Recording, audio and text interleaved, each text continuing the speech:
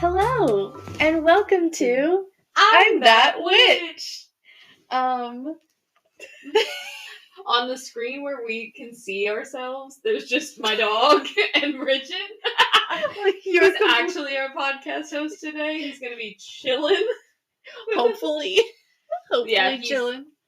All gas, no brakes kind of dog. Hi, buddy. Oh my goodness. Well, we do have our guest today. He's gonna chill out while we discuss our special guest today.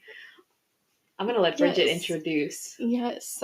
So on top of our guest, Mr. Aries the dog, we are also going to be talking about Alice Kyteler.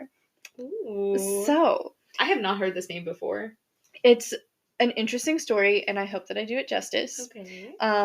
So I've already talked about the last witch burned in Ireland, Bridgette Cleary, in our very first inaugural episode. I always feel like I pronounce that word wrong. But today, I am going to tell you, hello, sir. Today I'm going to tell you about the first recorded woman condemned of witchcraft in Ireland. So, went from the last to the first, and that is Alice Kyteler. Okay. So really quickly, my sources that I'm using today, because I had a lot of them, so I wanted to make sure I kind of put them in here. An article from Historic Kilkenny. There's no byline, so I don't know who wrote it, but there's an article from History Ireland by Bernadette Williams. Okay. An article from the Royal Irish Academy by Ronan McKay. The website for Kyteler's Inn in Kilkenny, which still exists. You could still go there and get a pint. Oh. As the Irish say, do they? I don't know. Do they say that? A good Guinness. Honestly, that is my favorite beer. Is it really? Is Guinness, yeah. Also, like a good Irishman. Exactly. Honoring my roots. I don't drink beer much, but I like a dark beer if I'm going to drink a beer. Okay. A website called GothicHorrorStories.com and an article from the Old Kilkenny Review that was preserved by the Kilkenny Archaeological Society. You may have guessed that this took place in a place called Kilkenny. That I watch me say that this whole time. Watch me say that this whole time, and then somebody will listen to this and be like, actually, it's pronounced Kilkenny or something absolutely something that is not Kilkenny. That's like that actor Barry Keoghan who was in Saltburn. I think he's Irish, but I cannot say his last name for the life of me. I'm probably butchering it right now, but any Irish name, honestly, I'm horrible at. I was about to be like, so the problem with Ireland is I do not have a problem with Ireland, but any sort of name that is remotely Gaelic is real rough for Americans, especially. I think probably exactly. Which we're one to talk the way we pronounce some stuff is absurd. But, true. Anyway, so we'll jump in. Let's just jump right in. Like many of our subjects, we don't know much about Alice Kyteler's early life. We do know that she was born to wealthy Norman parents, meaning she was likely of French descent, but she was born in Ireland in a town called Kilkenny, we hope. We hope it's called Kilkenny. We don't even have a confirmed year of birth for her.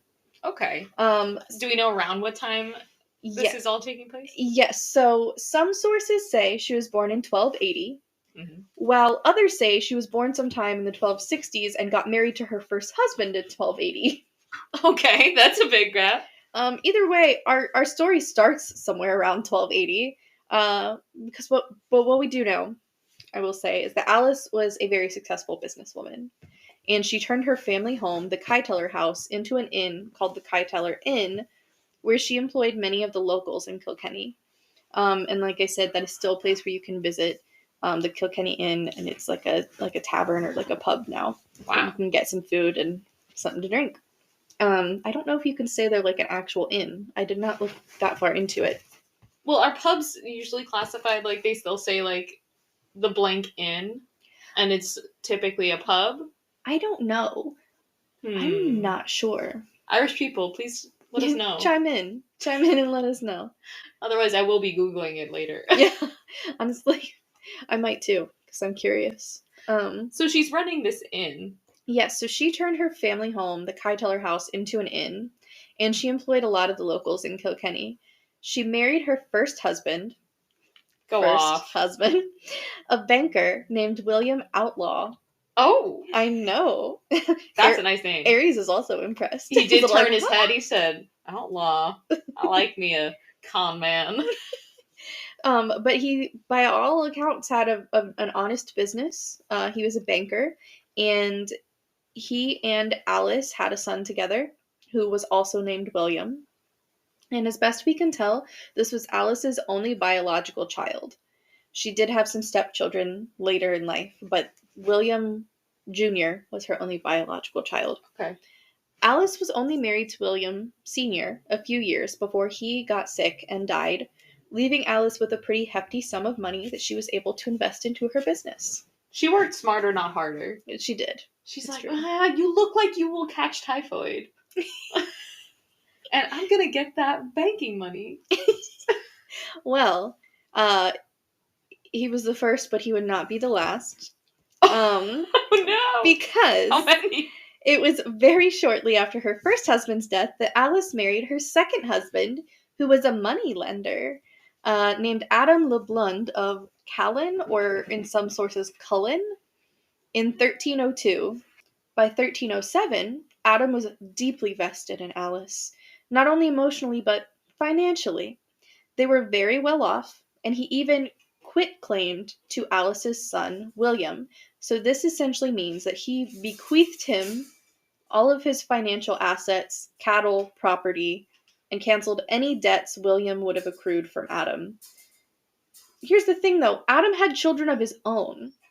And so naturally they weren't super excited about this, especially when their father mysteriously took ill and died less than a decade after marrying Alice, leaving everything to her and her son. You dirty girl!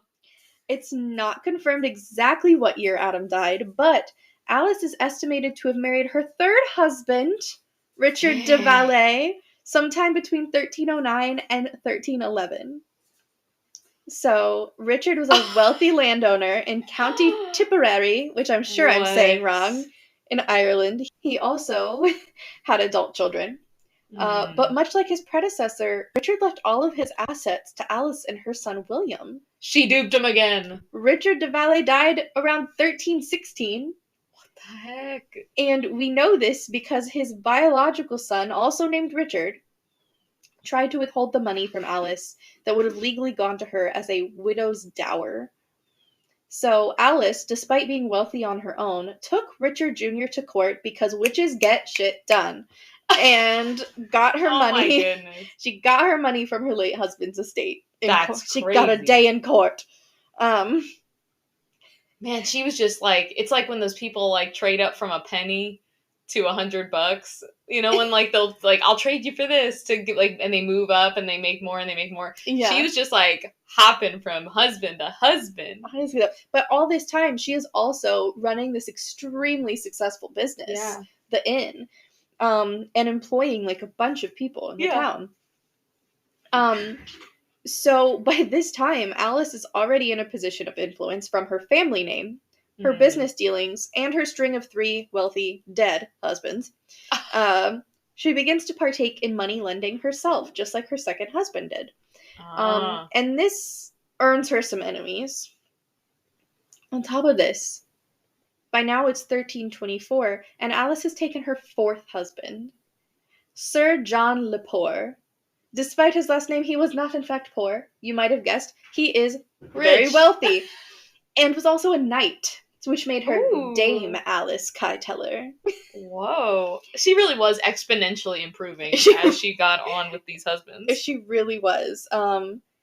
As many of her former stepchildren were, Sir John's children were also very suspicious of Alice, because this woman had gone through 3 men, all of whom had died from mysterious illnesses, and left her large sums of money, effectively robbing their own heirs of their inheritance. That is so crazy. And leaving it to her and her son. So, like, basically taking the money that would have gone to their own biological children and giving it to their stepson. So when Sir John took ill, with symptoms of extreme weight loss, hair loss, and losing his fingernails, something modern scholars associate with mercury poisoning. His kids were on it. They tried to take it to law enforcement and claim that Alice was poisoning their father, but when Sir John was interviewed, he vehemently denied the claims. He said his wife would never do such a thing. He'd simply fallen ill. And with no other signs of illegal activity, Sir John's children did what they felt was the next best thing. They went to the church and said, Alice is a witch. Oh. Now, honestly, I'm surprised with that time period. They just didn't do that first. Right? I was like, what law enforcement? Exactly. So this is where Alice's story is kind of straying slightly from the typical, because witch trials weren't really happening in Ireland yet. This is like the 1300s, and they were still mostly focused in Germany, aka the Holy Roman Empire, aka the notorious HRE, as we recall from Valperga's story. And on top of this, Alice was incredibly well connected. So she was rich, she came from a good family, she provided jobs to many of the families in Kilkenny, and she had probably loaned most of the families in Kilkenny money at some point. So when the bishop, Richard Ledred, I think I'm saying that right, I googled it, came out and tried to formally charge her and her son William with heresy and witchcraft, she called in some favors, and she took the bishop to court. No! Witches get shit done. She took him to court and was like, defamation. Wow. This man is besmirching my good name. The name of Kyteler. And they legit arrested this bishop and made him go through a trial. And he was found not guilty. Oh. But he was undeterred. So he came for Alice and her people again. This time, it was Alice, her son William, several of her colleagues at the inn, and her lady's maid, Petronella of Meath. I'm also have to be saying Meath wrong, but I'm saying it like it's spelled. I like the name Petronella. I do too. Though now I can only associate it with candles, so. Like citronella candles. Oh, citronella! That's the first thing that popped into my mind too when I heard Petronella. It was citronella candles. Just on the same wavelength at all times. But okay, so he basically goes back and he says, I'm going to try again. Yeah. But let me get all of them. As Aaliyah says, if at first you don't succeed, dust yourself off and try again. You know how famous her music was in the 1300s in Ireland. She was really inspiring the people back then. They were all about Aaliyah. I mean, oh my god. So how does it go then when they go back to court? So he is like, we're gonna try again. He goes after Alice, her son William, the colleagues at the inn, her lady's maid Petronella, and this is where we really get to see just what money can do for you and how much of a difference there was in the class system, and honestly still probably. But this is where it gets like very, very obvious. While Alice was being held prisoner, her maid Petronella was brutally tortured and flogged until she confessed to being part of a coven led by Alice. This was illegal in secular law, but completely legal in religious law to obtain a confession under torture. And since this was a matter of heresy, they were going by religious law. So she was tortured until she confessed, and thus stories began coming forward about Alice making poisons and potions, summoning demons at crossroads, and having sexual intercourse with a variety of demonic entities that came to her in the form of, prepare yourself, take a deep breath, black cats, shaggy black dogs, and black men, which, of course, is a reflection of the intense racism that has plagued the Western world since time immemorial. Oh my goodness. One of the figures, apparently, though, that she was accused of sleeping with, that was a demon who appeared to her as a black man, I'm cringing just saying it, was supposed to be like the mythological founder of Ethiopia. Like, it just was a whole lot of mess. A whole lot of mess. A whole lot of misogyny, a whole lot of racism. Yeah. But what else can we expect, honestly, at this point? But as a result of these confessions from Petronella, She, Alice, William, and several others were convicted of witchcraft and heresy and were subject to sentencing. I do not know the fate of everyone involved, but I do know 3. Petronella, the poor lady's maid, was burned at the stake after suffering torture at the hands of her captors, thus making her the first witch burned in Ireland. Poor Petronella. I know.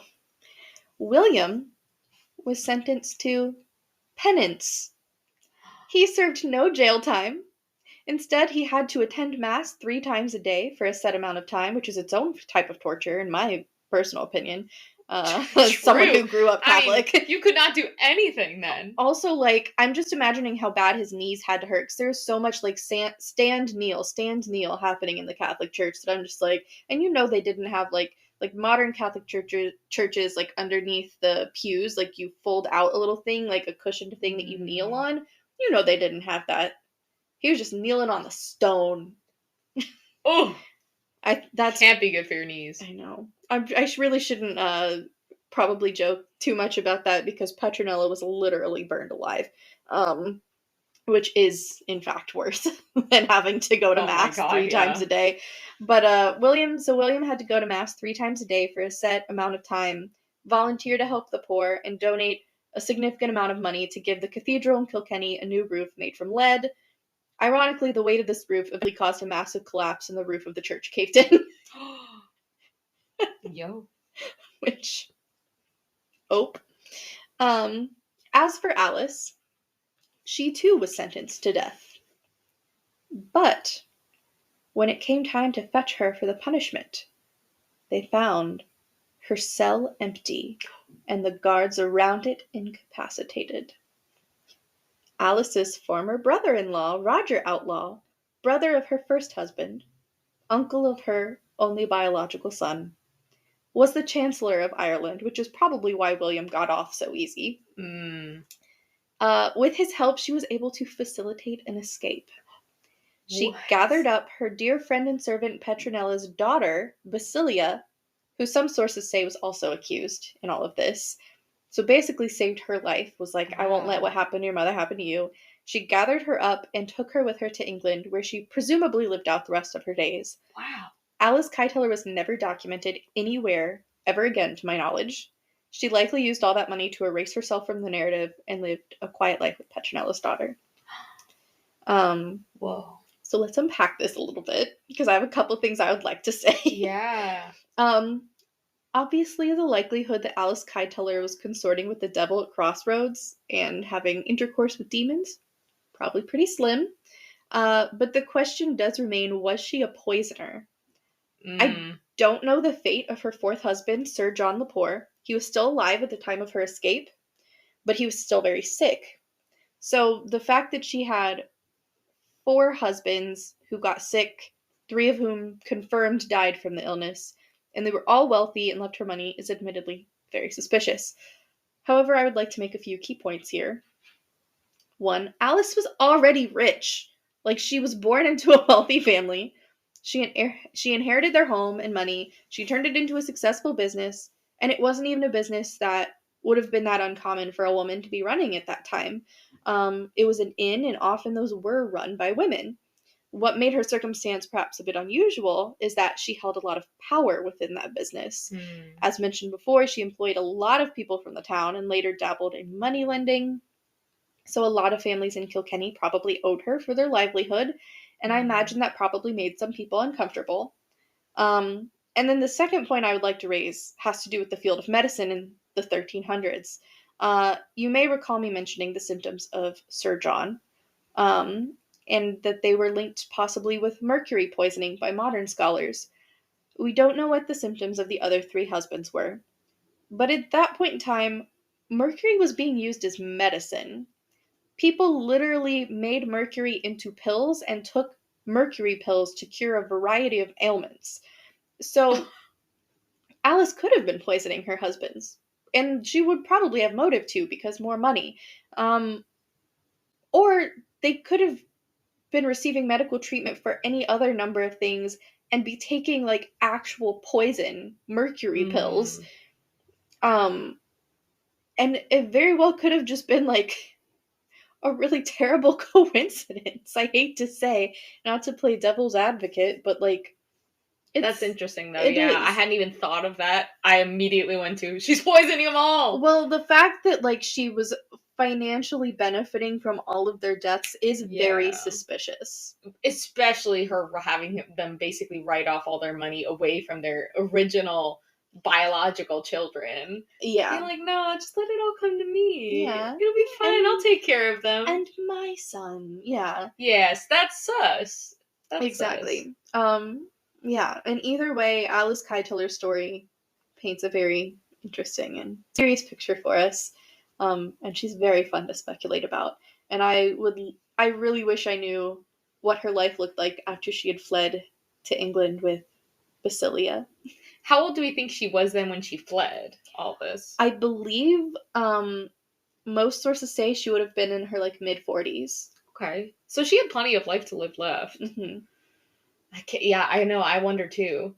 Where did she go? How was she surviving? I mean, nothing. I mean, this was the 14th century, so it's not like there's a lot of documentation either. Yeah. So. And obviously, like, she wasn't completely cold-hearted because she took Petronella's daughter with her and, like, spared her a very terrible fate after what had already happened to Petronella. Like, she already knew, I believe at that time that she already knew that her son was safe because Petronella was burned, I think, on the same day that William was alleviated from his sentence, like, from his jail time, and was told he just had to give penance. So likely she probably knew what had happened to Petronella and was like, uh-oh, better grab your daughter and go. And from what I read in the sources, of all of the people accused in the situation, Petronella was the only one that was put to death. Others had to serve like prison sentences or hard labor or were like excommunicated, basically, like sent off to live in other places. But I think she was the only one who was put to death. And I don't know if that's because of her confession, because of her closeness with Alice, because it kind of seems like they were very close, or just like her station in life, like the fact that she probably did not have a lot of money. She was working as a servant, and so it's just a very sad situation. Yeah, the collateral damage is real here. She got out and someone died instead. Oh, man. Well, such a fascinating figure. She's very interesting, and if we ever, for some reason, end up in Ireland, the two of us, I think we need to visit her inn. Yes. And find out what that's about. And that's documented the same place that her inn had existed before. I want to say that it might be the same building. It's still even standing. Yeah. Oh, and she allegedly was even like born in that home because it was her family home before she turned it into the inn. Oh, that's crazy. Yeah, we'll definitely take a trip. Oh, let's do it. We're going international. Well, thank you for sharing her story. Thank you for listening, and yeah, R.I.P. Petronella, and R.I.P. I was surprised that the family didn't do a little Montvoisin sitch where they're like, listen, if the next husband goes, we're doing an autopsy. I know. I mean, did no one think of that? I know, honestly. Well, I think probably at that time, well, I don't know, like, how common autopsies would have been in that specific culture and time, because Ireland was such a, like, very religious environment, especially very Catholic, specifically. And so I think at that time, like, doing an autopsy probably would have been considered, like, sacrilegious or, like, desecrating a body. Oh, okay. In some way. That's speculation on my part. I might be drawing a little too much off of, like, Outlander. Shout out to, like, the hit book series and TV show on Starz, Outlander, where I learn all of my historical information that is probably questionable at best. I wonder then, yeah. Why not do something like that? I don't know. And no one suspected before that point. Before 4? Like, number 4? You have to, like, imagine that they probably were, like, whispering about it, and maybe just, like, it didn't really affect anybody, so nobody cared because they're like, well, what are we gonna do? Like, accuse Alice of poisoning her husband, and now our families have like no money because like dad works at her inn or mom works at her inn. They're all under her thumb. You know, she's loaned us money, and like we have to like show some loyalty, or like she really kind of, if she was poisoning her husband, I hate to say, she kind of had it figured out. Exactly. Like putting herself in that position of power, that she was able to take a bishop to court for defamation. She was a boss babe. Before the boss babes existed. Exactly. Boss witch. Boss witch. Boss witch. Well, awesome. Thank you, Bridget. Thank you. And thank you guys for listening. Yes. So this, I believe, is the last one we're gonna be putting out before we go on a little bit of a break. So just a little break. I'm gonna be doing a little bit of traveling. I graduated recently, and I'm gonna be walking in my commencement ceremony. So we're gonna take a little breather, but we will be coming back to you. And in the meantime, we'll still be putting out like a little bit of content, some shorter episodes and maybe some videos and stuff, but it's going to be just a second before we have a full episode again. But keep looking out for our shorter kind of versions of content, and we're going to be posting updates about an expo that we're going to be going to in Vero Beach. Vero Beach. It's hosted by Grimoire Academy. It is the Psychics and Oddities Expo. There's going to be a ton of vendors there. We are very fortunate to be amongst them. So come check us out. It'll be under Love Witch Spells and Supplies if you are a Floridian and you happen to be in that area, or if you have tickets to go, we would love to see you. Come say hi. It'll be so fun. Yeah. I'm so excited. Yay. Oh, okay. If there's any details, I guess maybe we'll put it on socials. Yes. Yeah. Well, and sources will be in the show notes, but then also we can put some details about the Vero Beach Expo in the show notes as well. And we're definitely going to be, I know at least for me, like I'll be putting updates about our progress with like getting stuff together for it on social media, and you'll all be cursed with my face for a while.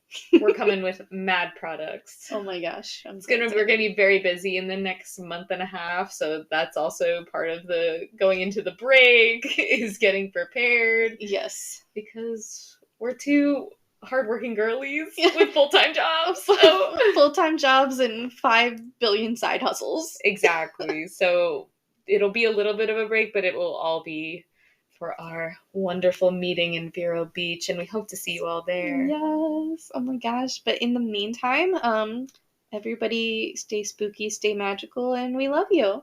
Yay. Bye. I'm That Witch is researched, written, and hosted by Maddy Guerra and Bridget Golden, edited by Bridget Golden. You can find more episodes on Spotify, YouTube, Apple Podcasts, Amazon Music, or wherever you find your podcasts. You can also find us on social media on Instagram at LoveWitchSpells or TikTok at LoveWitchSpells13. Make sure to like and subscribe if you liked what you heard today and want to hear more. Thanks for listening.